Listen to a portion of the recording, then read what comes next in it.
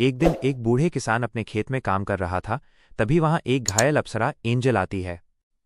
बूढ़ा किसान उसे देखकर हैरान हो गया और उसकी तरफ तेजी से दौड़ा।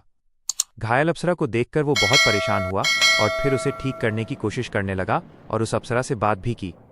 बहुत कोशिश करने के बाद अप्सरा ठीक हो जाती है और फिर वो वापस आसमान में चली जाती है। अगले दिन बूढ़ा किसान फावड़ा लेकर खेत में गया। तभी उसे एक बक्सा मिलता है। किसान उसे घर में ले जाकर खोलता है तो वो देखता है कि बक्से में सोना, चांदी और कई प्रकार के हीरे जवाहरात थे। बूढ़ा किसान मन ही मन सोचता है कि उसने कल किसी की मदद की थी, ये उसी का फल होगा, और वो बहुत खुश हो जाता है।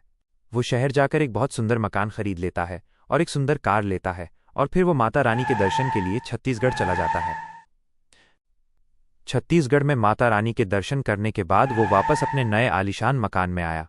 रामू ने अपनी नई कार से शहर के चारों ओर घूमना शुरू कर दिया।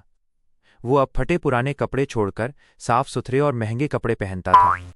वो रोज स्वादिष्ट भोजन करता था जिसकी उसने पहले कभी कल्पना भी नहीं की थी। लेकिन रामू को जल्द ही एक बात का एहसास हुआ, पैसा सब कुछ नहीं होता।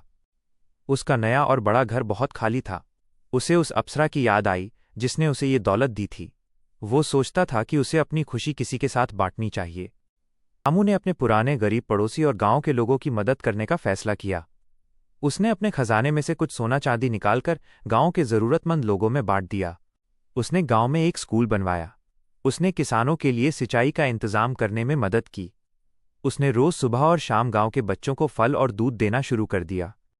जब रामू ने दूसरों की मदद करना शुरू किया तो उसे सच्ची खुशी महसूस हुई। उसका दिल पहले से भी ज्यादा हल्का और खुश हो गया। हमारे चैनल को लाइक, सब्सक्राइब और शेयर करें